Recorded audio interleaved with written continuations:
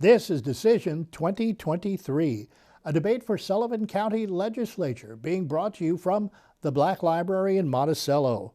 I'm Mike Sickel, News Director for Catskills News. I'd also like to thank our news partner, Mid-Hudson News. This is an opportunity to hear from candidates in the 7 contested races for legislature on a number of platforms, including Catskills News Talk 92.5 and 94.9, as well as MidHudsonNews.com, plus Mid-Hudson News YouTube channel and the Catskills News podcast. Laborers Local 17 is a proud sponsor of Decision 2023. Feel the strength of thousands of diverse tradespeople working with contractors to recruit and train highly skilled, safe, and productive laborers constructing Sullivan County's water, sewer, roadways, and energy infrastructure. Earning great wages, health care, and a pension. Feel the power of a career with Laborers Local 17. Visit liuna17.com to start on your career path today. Thanks to the candidates for being here for this debate for District 8. I'm Mike Sickel and hoping to see a lively, spirited, civil debate this afternoon. I'd like to introduce our District 8 candidates. And District 8, I might note, is a different situation than some of the other debates we've seen in the past. District 8, we have 2 new candidates. Incumbent legislator Ira Steingart is stepping away from politics, so I'd like to introduce Amanda Ward, who is running on the Republican line. Amanda was born and raised in Sullivan County. Ward graduated from Hofstra School of Law in 2006 and returned to South Fallsburg. Amanda Ward currently works for a local nonprofit organization and served as Town of Fallsburg judge for 5 years and has had a decade of experience providing instruction at SUNY Sullivan. We have 2-minute opening statements for both of the candidates, and Amanda Ward can begin. Thank you. So yes, my name is Amanda Ward, and I really want to say that my humble beginnings began even before I even was born here in Sullivan County. My father, Roland Ward, who really dedicated his life to public service, and my mom, Sonia Ward, who also dedicated and continues to dedicate her life to public service. Really, the minute I entered this world, made sure to impress upon me that part of my sort of civic duty was giving back to community. I spent my years as a figure skater, and it took the whole community raising me up to see success in that. I went away to college, law school, decided to come back, and immediately got involved in just my community. Sat on the library board for many years. I participated with my church with the food pantry, sat on the NAACP board as the president, and really in the time that I grew up to when I came back, Sullivan County had evolved so much and continues to evolve. Every community evolves. And the one thing that my father had really instilled in me and my mom is that if you have, your responsibility is to give. Even if you don't have, you have a responsibility to figure out how you can give. And so watching my parents both literally tirelessly every day, not just raise and contribute to sort of my upbringing, but the entire community in the county, whether it was my dad serving on the Human Rights Commission, working as a sheriff deputy, my mom sitting on the school board, literally every single day that I watched them going out and just really helping the community members grow and thrive. And so I'm delighted to be here today. Thank you, Amanda. We also have Justin Picciotti, who is running on the Democratic and Sullivan United lines. Justin grew up in South Jersey. He graduated from the Rochester Institute of Technology. He, his wife, and 2 young children moved here 5 years ago to raise their children in a diverse yet rural area. And Justin is also currently a home inspector and an active member of the Fallsburg PTA. 2-minute opening statement, Justin. Thank you. My name is Justin Picciotti, and I was born into a blue-collar family in South Jersey. From a union electrician father and registered nurse mother, I learned the skills that helped me be successful in life: hard work, integrity, and loyalty. After 15 years as a photographer in the city, I moved to Sullivan County with my wife and my daughters in pursuit of a quiet homestead, and we found a welcoming community and wonderful neighbors. In my previous career, I learned the value of working with a diverse team in order to creatively solve problems. Today, I am a local home inspector that prides himself in educating home buyers in investment for their future. These roles have given me the skills to work together with various personalities while continuing to be respectfully opinionated. I'm running for county legislator so that our children can grow up in a vibrant and healthy community with opportunities to lead a happy and productive life. I never intended to get into politics and run for office, but the deplorable state of our current legislative body and rampant corruption throughout this county has prompted me to get involved. This county desperately needs and deserves a change in leadership and someone who will fight tirelessly for the people of District 8. If elected, I will focus on the county's health services, starting with the Adult Care Center at Sunset Lake, what once was a regarded 5-star facility and took excellent care of my mother-in-law in her final years, has become a failing one-star facility under the mismanagement of the current legislator. We can and must do better for our seniors. In an effort to bolster our workforce, I will advocate for adult educational programs and alternative career paths for our young adults. As a home inspector, I've seen the housing crisis up close in this county. Rentals are neglected and sometimes hazardous to inhabit, and good homes are scarce and often unattainable for young families. There are a lot of common sense problems facing our community right now, and if elected, I promise to bring common sense solutions back to the legislature. Thank you. Justin, thank you. We begin our first of 4 segments here with questions, and I will begin with you. Since you focused on housing, I wanted to talk a little bit about affordable housing. Of course, it's top of mind here in Sullivan County. If elected, how do you encourage more residential construction to happen here in Sullivan County? What are your feelings about that?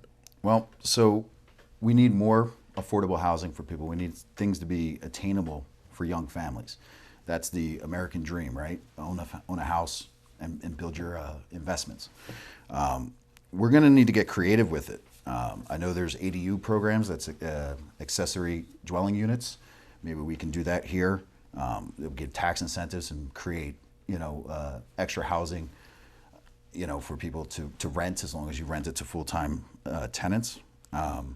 We also need for renters, especially in our district, we need to educate people on tenants' rights, what their rights are, and what they can fight if they have a landlord who's neglecting their buildings. One thing I would like to do, whether win or lose, is we need to start educating people on home maintenance. The quality of homes, the way they were constructed in a lot of ways, are deteriorating before our eyes. So people who do have homes, some of these homes are very unsellable, and have major deficiencies in them. And a lot of these issues could be corrected with, some education on how to maintain your home and build your equity in your home. So I think we just need to be creative with it. We need to think of all avenues, and we definitely need to work on getting some more housing for our full-time residents here.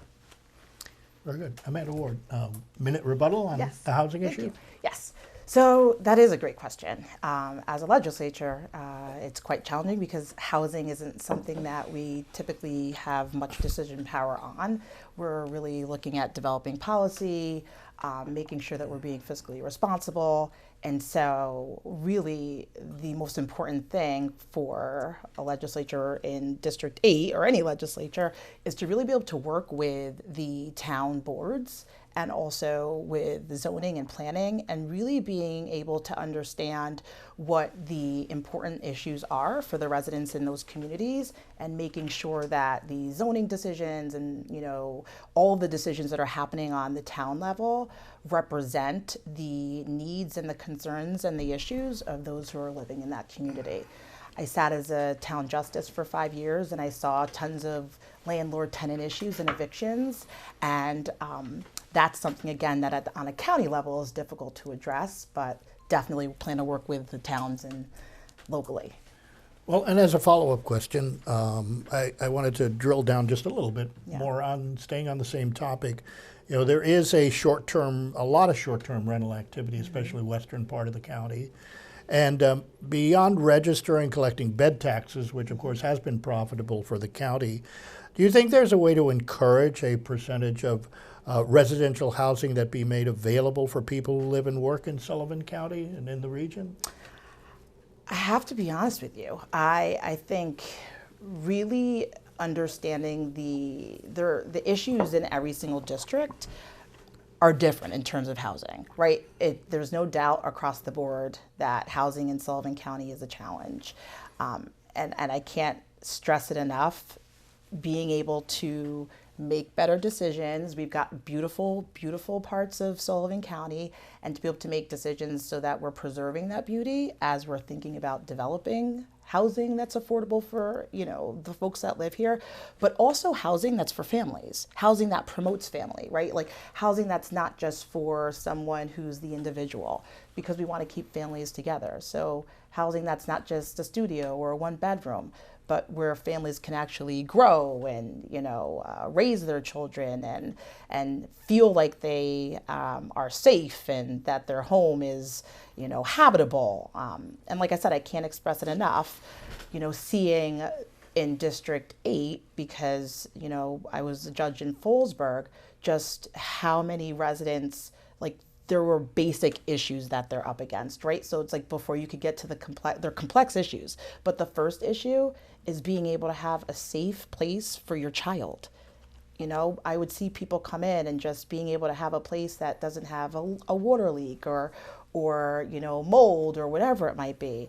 And like I said, I think it's important for anyone who's in this role to really be able to be boots on the ground and understand the issues of their neighbors and everybody, because they vary. It's not sort of like a catch-all. We get that there's a housing issue, but in order to really solve the complex issues, we really have to understand sort of the day-to-day basic issues that individuals are presented with, which is like somewhere safe to sleep, a roof over their head that's heated. Very good. And Justin, you have a minute rebuttal. Short-term rentals and allowing people an opportunity, a percentage of residential housing to be made available for local individuals. Sure. So with short-term rentals, obviously tourism is a big part of our economy here in Sullivan County. And short-term rentals are contributing to that, but it is getting to a point where housing is very unattainable. Things are getting sold. I see it all the time with my clients who lose housing because they get outbid by an Airbnb investor or something like that. So I think we could maybe offer some kind of incentives, maybe it's tax incentives or what have you, to maybe persuade some of these owners of these properties to make them full-time housing. I don't know that we can regulate and push too hard. Because I think if we push too hard against short-term rentals, we will definitely see some economic drop, especially with the Visitors Association stuff and things of that nature. So, I think it's incentivizing. I think it's getting creative with the problem with like an ADU program and see where that takes us. Well, and Justin, you get the next question. I wanted to kind of broaden the questions on the economy. And the question is, what do you feel is the best way to attract or retain young people to remain in the county, certainly as part of the local workforce being first and foremost? Well, we definitely have an issue of retaining, highly educated people, young people who are going out into the world to find their careers and whatnot. We definitely push college, which we should, but once you get a master's degree, there's not a plethora of opportunities here to continue to grow in that career. Another thing we need to do to combat that is, first we got to build our reputation up as far as the way the legislature works right now. Nobody wants to invest here from the outside, and people see this. So we got to build our reputation up. We got to support grow within programs, which is, I know Fallsburg School District, they're doing a program to, give their, bring people into the community to be TAs for teachers and then get their education. And then in the hopes that they come and stay and grow here. We need to support the Visitors Association, and not try to get RFPs out for competition. They're doing great and keep improving each year. But we also have to diversify our investments. We have to build opportunities for people to stay here and businesses to come here. So it's a complex issue of reputation and opportunity and education. Thank you, Justin. And Amanda, Yes. 1 minute rebuttal. Yes. So, if we build opportunities, I mean, I've worked in HR for over 17 years and in training staff and worked at the college for 10 years. And what will attract folks to stay and even businesses to come is a skilled and trained workforce, educated folks. So we're not just losing folks with master's degree. I mean, they're folks who have trades. There are folks who, have their GED, who are high school graduates, who want better, who, want to learn, who want to be educated.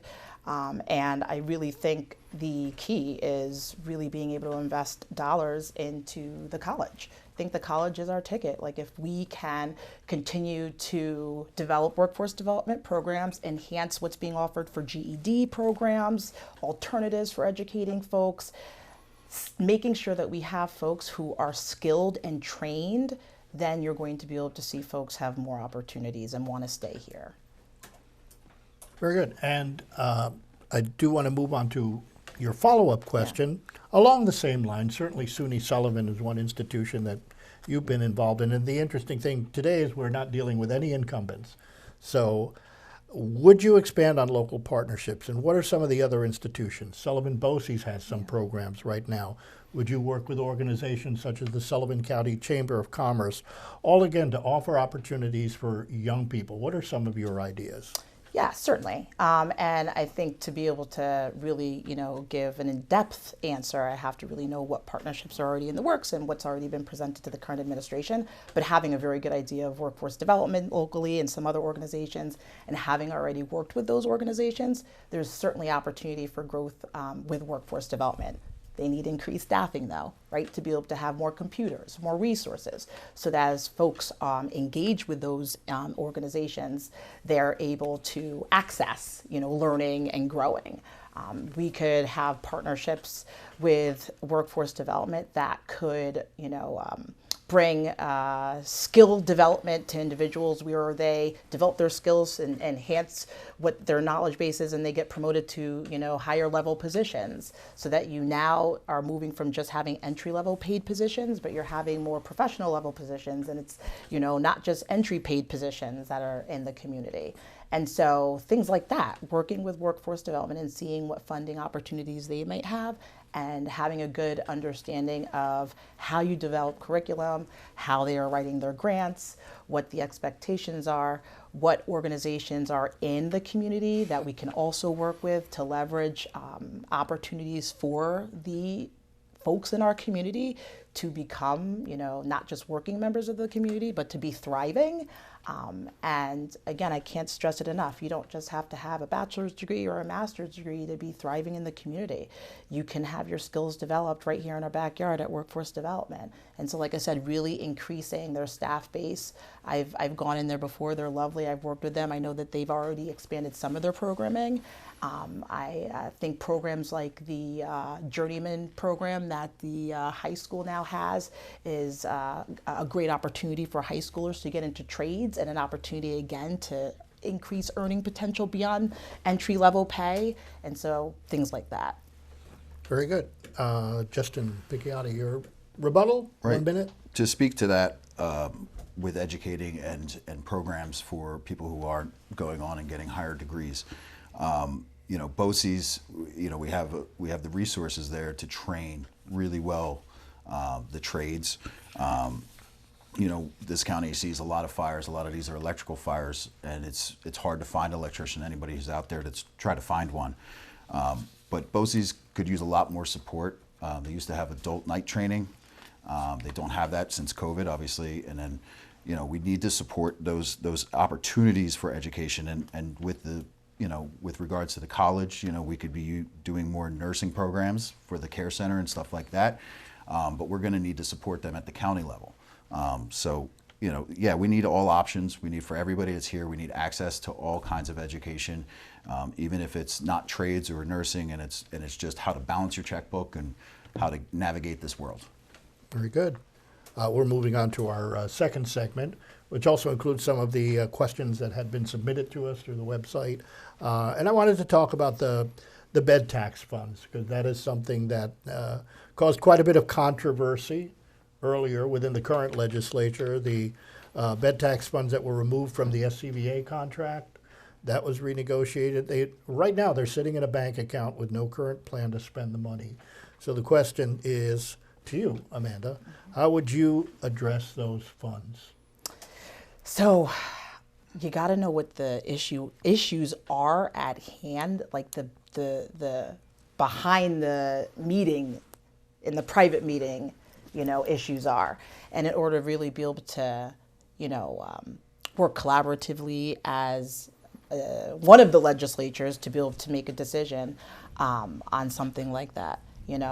So I really just think that being able to get in there, better understand sort of, and I think that's a very good question, but being able to get in there and understand what the current administration has been presented with and sort of working collaboratively to make the best decision for the community.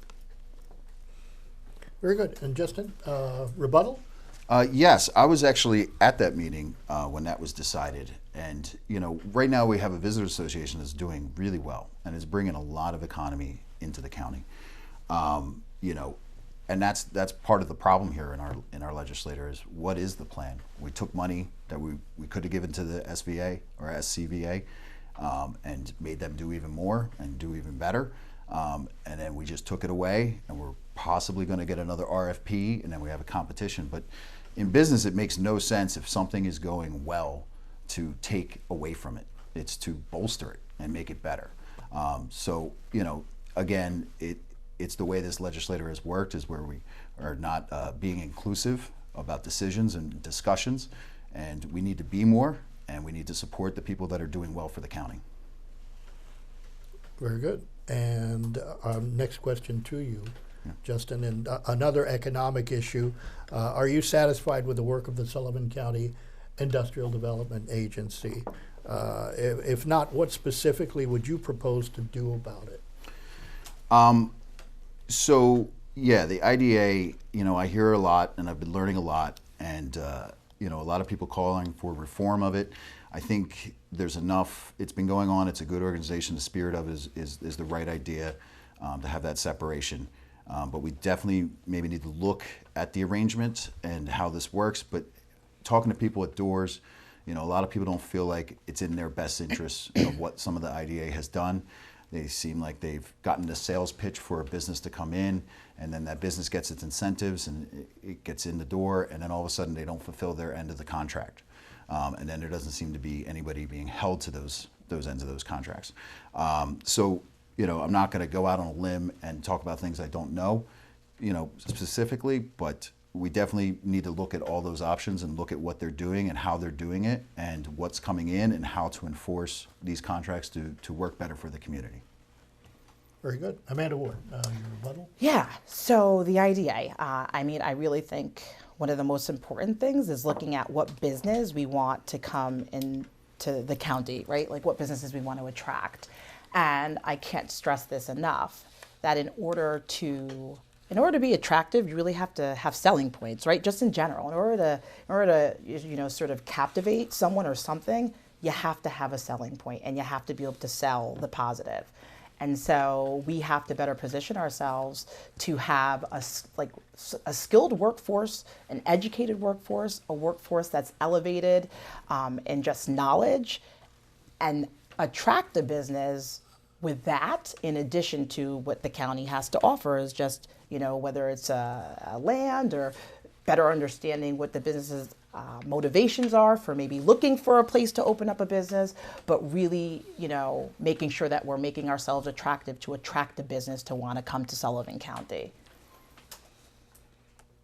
Very good. And again, just focusing on the economy and tourism aspect of it, there has been in this legislature a particular emphasis on two high-profile projects. One of them is the rail trail projects, the other the Route 97 corridor. Do you consider these the tourism magnets for the county, and what would you like to see both short-term and long-term? Yeah, so I certainly think, growing up in Sullivan County, born and raised, and going on the hiking trails and the rail trail, and really appreciating the fact that we have really promoted a walking community because I think when you promote a walking community, you're also promoting family because you typically walk with your family. And you're promoting, utilizing the things that are available for you when you're walking down the streets of your community, whether it's going to the bistro or going to the market or going to the center or whatever it might be. You're also promoting a very healthy community, right? So if you've got this community that's, active and walking on rail trails or hiking or whatever it might be, and those are really selling points of Sullivan County just because of the beauty in the land, you're not only bringing family together, but you're also really encouraging that health wellness for the community. And I really just can't, I can't stress it enough that we need to take advantage of the beauty and the uniqueness of Sullivan County and what we have to offer, and that will bring people here. I mean, I have tons of friends who live in the city who'll say, oh my gosh, it's incredible. They go to work, and not to say anything about like the subway system or the train. I mean, that's now where my sister lives. But, when they come and visit me, they're like, oh my goodness, you drive to work and look at just the beauty of like the trees and the flowers and the colors, and especially this time of the year, it's beautiful. And so our land, that's our heart. I mean, that's our selling point to attracting folks here. And then once they get here, there's so much more to do here. I'm raising a 15-year-old here, and I'm telling you, if you can entertain a 15-year-old here, you're pretty darn cool. So Sullivan County's got some selling points, no matter what age you are. And Justin, your rebuttal on the high-profile projects, Route 97, the rail trail project? Yes, those are good. To what my opponent said, it is good to be out in nature. It's obviously one of the reasons why I moved my family here. Being active, we're definitely a lower health ranking amongst the state. So anything that would promote activities and nature and being active with your family and stuff like that is all wonderful. I'd like to see, I'm excited for it to get completed and get expanded. I mean, it's going to be a long, long, long time down the road, but there's a lot of interesting projects with that, with the tunnel in Hurleyville, and the bridge that's going in outside of Woodridge. But they're good programs. Anything to get people out in nature, which is what we have here. So. All right, and as a follow-up question, let's talk a little bit about infrastructure as well. That's a big part of this and tourism here in the county. Right. Some local representatives have called for an increase in state funding for many of the road and bridge projects. We're talking now the county. Right. So are you concerned about the current state of roads and bridges that Sullivan County is responsible for? Well, I am to some degree. I mean, we do have a very rough climate on roads and bridges and stuff like that. I know we're getting part of the sales tax share to take care of all the bridges. But talking to people outdoors, a lot of people are upset that their roads are rough. It's beat ups on your car and stuff like that. In our district, we have, a lot of the infrastructure here is well past its usable life as far as water and sewer and stuff like that. We have to manage our development and make sure that we can live off of what we have, but we also need to definitely work towards the state to get us some more money to improve this failing infrastructure here. I mean, people are talking about having no water out of doors. People are talking about they're having brownouts in the summer months. It sounds like, and too, from talking to people, the state has been reluctant to give us funds because we've been this sleepy getaway town or getaway county. We need to fight that, and we need to go to Albany, and we need to make sure that they give us the funds we need to improve it, because we are developing, whether we like it or not. We're developing and growing, and to develop and grow the way we want to, we're definitely going to need the infrastructure for it. Very good. Amanda Ward, your rebuttal. Yes, infrastructure can mean so many things, right? You talked about roads and those sorts of things, and I know in my district, there are many roads that aren't necessarily, they're state roads, right? So it's not only up to the county or the towns to really make decisions in a silo. But I can tell you from when I was younger and sort of walking on some of those back roads and now driving on those back roads, and to see the wear and tear and just, over time, right? Like if you don't build an infrastructure that is sustainable, And that has longevity as your community is growing and evolving and you're increasing the number of folks in your community. You may see challenges. And so I think really the key is being able to work collaboratively with the other legislatures and also understanding what the infrastructure needs are in the other districts and being able to, really meet those needs and issues collectively. Very good. Well, in this next segment, Amanda Ward, the first question is yours. And wanted to talk about a serious issue these days. Of course, we all know opioid drug overdose, substance misuse. Sullivan legislature recently agreed on distribution of those opioid settlement funds after quite a few heated discussions, as a matter of fact, discussing goals, focusing on education. What would your goals be on funding of substance misuse programs? Yes. And so, again, I have to, share my experience and the things that I've seen in the county. First off, things have changed so much from when I was 5 years old going to the nursery school around the corner. And to see, where we are today, right? Sitting on the bench for 5 years and seeing how many folks are plagued with opioid abuse and drug addiction is just alarming to see where we are today. Also recognizing that it doesn't discriminate. Right? So it doesn't matter if you're black, white, yellow, green. It doesn't matter what your socioeconomic level is. I bet you almost every person can say that they have had or been impacted by it, whether it was them directly or indirectly. And so it is so important that we continue to ask for funding, so that we can develop educational programs, so that there are resources on hand that can support not just those who are being affected directly by drug addiction, but also their family. It doesn't just affect the individual, it affects the entire community. And I have seen it firsthand. And I know that we've, got some resources that we, have in the community, and also seeing like my dad working in law enforcement for 40 years as a sheriff deputy and knowing how drug abuse had increased over the years. I can tell you that is, I'm passionate about the issue, and I plan to work very closely, if elected, with local law enforcement, with Mike Schiff, and with all of those who are really trying to make Sullivan County a safer and better place, because that's key. It is. Very good. Justin, your rebuttal on opioid funds and really what your goals would be. Right.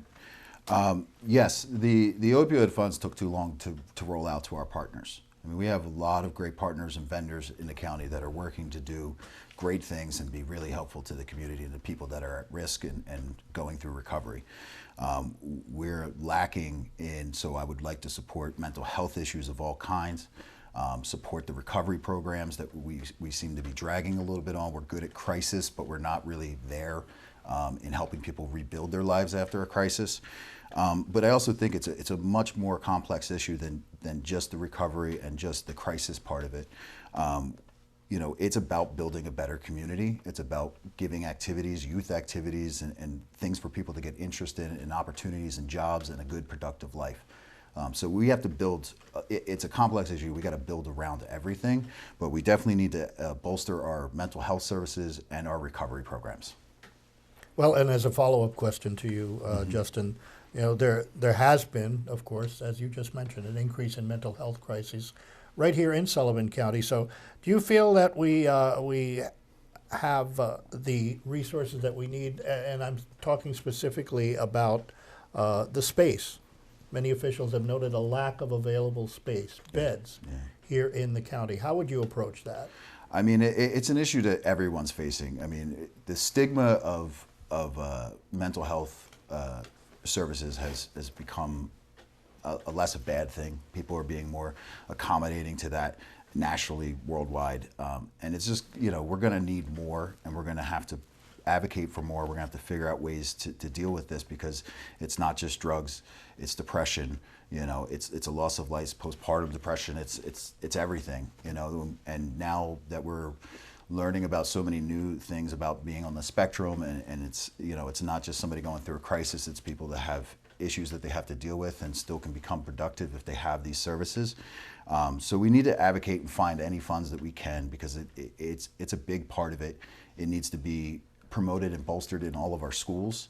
We need to start young, you know, because kids, I even have a daughter who's extremely sensitive to the point that sometimes it's debilitating, you know, and that's fine, you know, but we have to get the services that you, even when they're young, to help them grow and become, you know, productive members of society and be able to navigate this world, because this world is tough, and if you have other problems that you have to deal with besides the normal day-to-day, it can be even rougher without the help that you need. And Amanda Ward, your rebuttal on mental health and specifically on available space here in the county. Yeah, and so you're right. Available space and beds has been a long, ongoing issue. And you know, when I was on the bench, you know, it was almost an impossibility to get someone in locally. You were looking at sending someone far away, right, where they're away from their support system and away from, in many occasions, their mom and their dad. And so it wasn't something that I could solve when I was on the bench, right? Because I didn't have the authority, and that wasn't something that was, you know, I didn't have the autonomy to make that decision. And if I could, I would have. And as a legislature, I don't have that autonomy to, you know, create beds or to make beds, but I certainly know and recognize that it's an issue. I do agree that the mental health crisis is rising. It continued to rise during the pandemic. And I think that the programs that we have, we need to continue to develop those programs and continue to fund those programs. And if there is funding out there, I've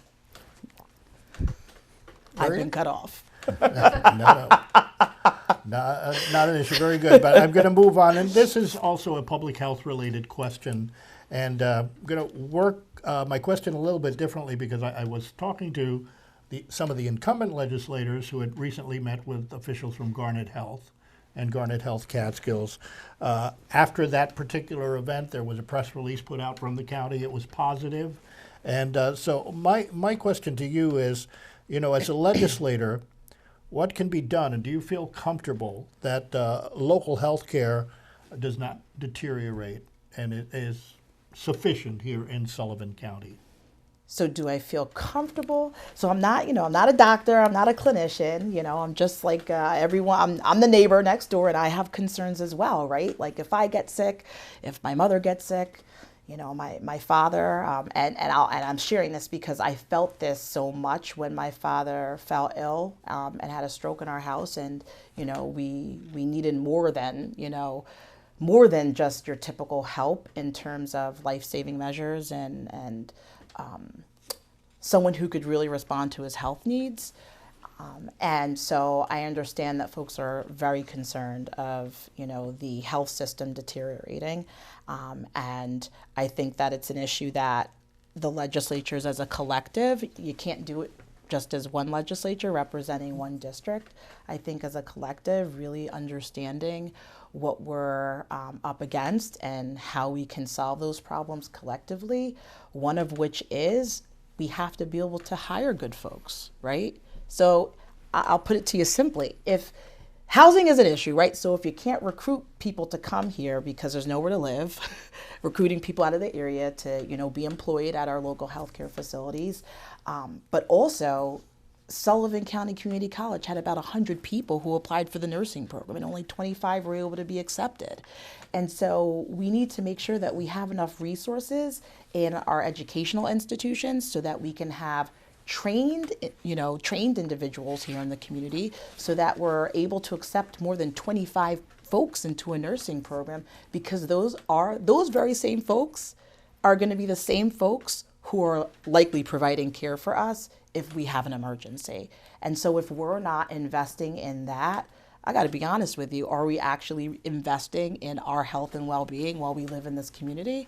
And I think that's something as a collective, the legislatures have to, you know, we have to ask ourselves, and we have to really, you know, boots on the ground in getting that funding for proper training and education. And Justin, your rebuttal on local health care and your feelings about the needs? Right. If it's adequate? One, I definitely do not think it's adequate. We are missing a lot of services. We are losing a lot of services. The Care Center and Garnet, it seems like this for-profit system is a sub-care system. One case in point is, ambulances only get paid if they transport you to a hospital. So if you have an accident and you don't take that transportation, they don't get paid. So we are running into instances where somebody gets moved from Garnet to Middletown, and now that ambulance is out of the county, and then there's another call that comes in, and there's no ambulance to come and service that accident. So something that we could do as a legislator is we can supply at least maybe 2 ambulances that are here 24 hours a day. They don't leave Sullivan County, and they're here to serve the people of this community. Very good. And follow-up question, and since the Care Center has been mentioned a few times, Right. There's a lot to unpack, no doubt about that. There's continued public outcry. I'm sure both of you are aware of the legislative meetings and some of the public comments that have been made over the past few months or even year. So the question is it time to dispose of the Infinite Care contract? Absolutely. I got to see this firsthand with my mother-in-law. She moved there in 2019, and it was a 5-star facility. And it was staffed correctly. People were happy there. People worked well there. And then when they leased it and sent it to Infinite Care's basic control, it is spiraled out of control downward. By the time that my mother-in-law passed, her care was not there. It was not what it was supposed to be. And we were advocates for her, so I could only imagine the people that are there that don't have a family advocate fighting for their health care. The other top of it is the legislator has done nothing to make sure that the care there is adequate. It took them 1.5 years before they even sent any financials of what's going on with the Care Center, and it's never been reconciled, so we don't know that they're accurate.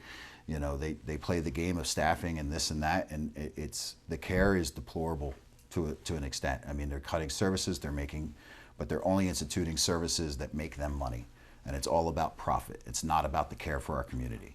This place was promised to everybody for a long time that if you ever need this, it was there for you and it'd be quality care. And as a 45-year-old man, I will tell you, when somebody told me I was 30 years old, I would need a place like that for my mother-in-law, I would tell you were crazy. But it happens, and you don't know when you're going to need it, and you need to make sure that it's there and it's good quality care. We should cancel that contract, take it back under our control. It's also a place that could benefit us with good paying jobs, and quality jobs, and we could build services. Since we're lacking so many health services, we could build services through this facility and make it a great facility like it once was. Amanda Ward, your rebuttal? Yes. So, and I have a lot of experience in, care facilities, right? Working for a nonprofit who's in a similar business. And I want to be really honest and transparent. I mean, I've been here for my lifetime, right? 43 years. And it's not just in the last 5 years that care has been a concern. That just didn't spring up. And I'll tell you, my father in his last year of life, when it came to us to select a place to put him, unfortunately we weren't able to place him here, and he would have loved to have been 5 minutes away. We had to drive an hour. I drove an hour every day to see him, because care was such an issue. And then when it came down to it, he stayed at my house until he passed. And so I have to be honest with you, I'm going to say it again. In order to have quality care, you have to have educated and skilled workers. You have to put money into that. That's the only way you're going to be able to improve the quality of care. Well, and we move on to the final segment here, and we'll start again flipping the order. We have Justin, and I'm going to stay on I know you spoke a bit about this, but I wanted to stay on the topic of the Care Center, because again, since neither of you are incumbents, you'd be looking at this from a fresh light. There's the option to sell the Care Center. There's also the option to perhaps bring in another contractor. What are your feelings about that? So I know the current legislator screams financial responsibility or fiscal responsibility. And that is a big reason why they wanted to take the Care Center out of, off of our plate, and why they're interested in selling it. At some point, you can't cut everything for the sake of fiscal responsibility, especially when it starts to affect your the health care you can provide. We definitely need to take it back. We need to bolster it. It's been such a reclusive place as far as what's going on inside and what the care is. So unless you're there and with a family member there, you don't know what's there. So, it's just got to be, done better, and it's got to take all avenues. And yes, we have to produce, we have to spend some money maybe on promoting training at the SUNY College for nursing and stuff like that. But it's such an asset, I think, that we're neglecting that asset, and we can actually, it was doing well before they sold it. I don't think they should sell it, because I don't think anybody in this for-profit industry is going to give us better care than the county could give us. And Amanda, your minute rebuttal? Yeah. So, currently there were about 17 counties that were in the business of care, right, skilled nursing units, and now there are about 6, and it's hard if you don't have, and as a county, running that business. And so if you don't have the resources in place and the right leadership in place, it makes it challenging. And so I also will tell you, when you're interviewing for a job, you certainly, it's hard to make really fair, responsible decisions without knowing the facts and knowing anything. And so if I am elected, that's one of the first things that I would do, is have a better understanding of some of the decisions that were made, because those are decisions that were made then. And I think we have a little bit more information now. And so collectively, as a legislature, being able to make a determination as a team as to the best thing for the county. Very good. Well, Amanda Ward, you get the next question. I'm going to move on to public safety issues. Yeah. And it's a topic that really is on the national stage. Here in Sullivan County, do you feel local law enforcement has the tools it needs to keep the public safe? So, and this is again a question that is near and dear to me, because my father gave 42 years of his life to the sheriff's office, and before that he worked as a town of Fallsburg police officer. And so I have such a respect for folks in law enforcement. I understand that community has to support law enforcement and vice versa. You have to be able to work together to be able to ensure that we're keeping our community safe, that we're understanding the changing community and what some of the issues and concerns might be. But I don't know that you can ever have enough resources when it comes to protecting our kids. Is it ever enough? And really, I will just say that I think that supporting our local law enforcement, working with our local law enforcement, listening to them, and really understanding the issues that they're seeing are out in the community, and really being able to bring those issues to the table and talk to the other legislatures about those issues, and being able to make the best determination of where, as collectively, where we think resources should go. But certainly, I could say definitively, you can't ever have enough resources when it comes to protecting our kids, who are actually going to be our future. If we're not investing in protecting the well-being of them, then how can we expect to sustain what we're doing now as a community? And so I think that's where we really have to put our efforts in. And I don't think that should ever end, truly. So. Very good. And Justin, rebuttal on public safety. Local law enforcement have the tools? Well, yes, I believe that right now we have the best tools that we can. Obviously, things will change and always change, and so you will always need to bolster training and such with our law enforcement. Big thing for me is community policing, getting to know your community, bringing them involved, letting them work security, paying them extra to work security for events, and letting them be a part of it, starting youth programs and such with them. Speaking with the police in Fallsburg, they're just, reiterating the things I just talked about. They're always going to need training. They're always going to need extra. But I would just like to point out that they have endorsed me officially So they feel that I'm the best candidate to push forward public safety issues. Very good. Let's talk a little bit about Sullivan County taxes and the budget. Of course, with the COVID pandemic, the county did survive on federal, state payments that were made. It was able to keep the balance sheets in place. So now New York State, especially with this year's budget, has started reassessing how certain payments are made. And in particular, I'm talking about Medicaid because that's a big chunk of our county budget. What do you think we should do to keep our county affordable and tax increases at a minimum? Yeah, so we need to advocate for all grants and all things that we can do to get money from outside sources to keep the burden off taxpayers. I'm like anyone else. I don't like paying taxes. Nobody likes paying taxes, but there is a balance to that. Is, if you cut and cut and cut in the name of taxes, well then, are you able to afford to give opportunities to people? Are you able to give education to people? Are you able to staff your police force and give them training that they need? And the answer is no when you get to a certain point. The Medicare reimbursement rates, we definitely need to fight Albany with this. Those reimbursement rates are based off of health outcomes. And so for a county that's 60th, I believe, in the state, your health outcomes going into, say, facilities that we get Medicare reimbursements from is probably not going to be as good as some of the more affluent counties that we have in the state. So, we definitely got to work within ourselves. We have to live within our means. It's something I've done my whole life. It's done with my businesses. You can't spend what you don't have, but we also need to be smart about some services are just, not going to generate revenue for us. And then, again, to bring it back to the Visitors Association, we got a situation where we're getting revenue and we're looking to cut it. So, you got to take all things aside and you got to look at everything objectively. And, if you got to raise taxes, it's got to be as minimum as possible, but you got to give the services and the opportunities to your people.